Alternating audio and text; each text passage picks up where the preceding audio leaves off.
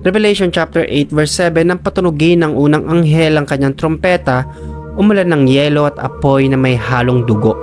Nasunog ang ikatlong bahagi ng lupa, ang ikatlong bahagi ng mga kahoy at ang lahat ng damo. Sa paghihip ng unang trompeta, uulan po dito ng yelo. Kaya yung mga nararanasan po ng bawat bansa sa panahon natin, shadow po yan na magaganap po sa tribulation.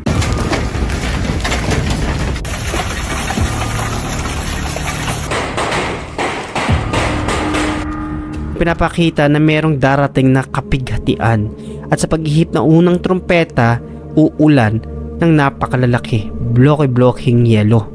Uulan din po ng mga dugo.